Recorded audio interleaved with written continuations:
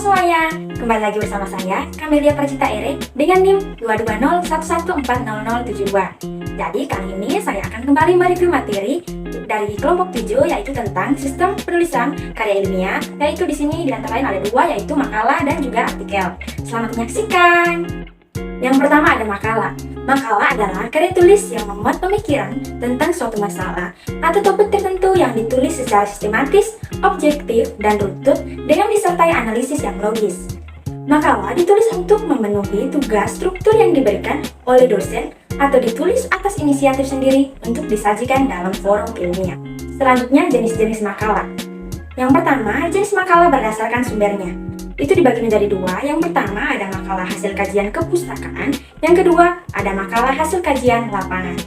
Selanjutnya ada jenis makalah berdasarkan isi kajiannya. Itu juga dibagi menjadi dua, yaitu yang pertama makalah biasa atau common paper, yang kedua makalah posisi atau position paper.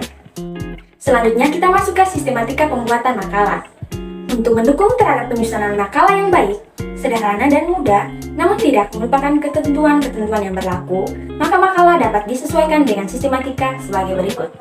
Yang pertama ada halaman sampul atau cover, yang kedua kata pengantar, yang ketiga daftar isi, yang keempat bab 1 pendahuluan. Di dalam pendahuluan ada yang pertama ada latar belakang, yang kedua ada rumusan masalah, yang ketiga ada tujuan.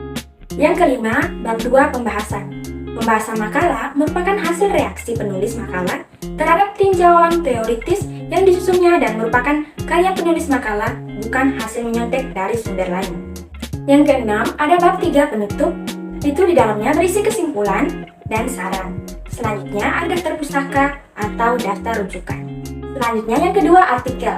Artikel adalah suatu karya tulis dengan panjang tertentu yang berisi gagasan atau fakta yang dapat membujuk, meyakinkan, mendidik, menghibur, dan juga dipublikasikan ke suatu media seperti buletin, majalah, koran, website, dan media sosial lainnya.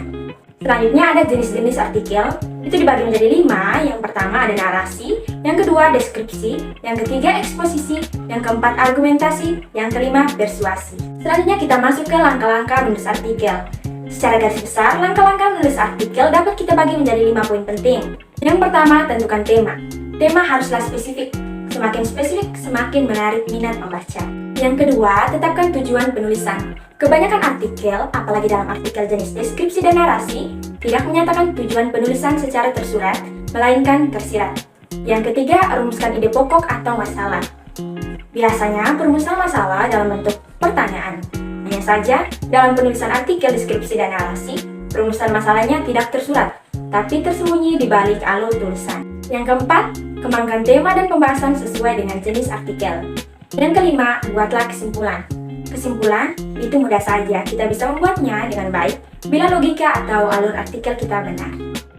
Sekian review materi kelompok 7 dari saya. Semoga berguna dan bermanfaat bagi kalian semua yang menonton.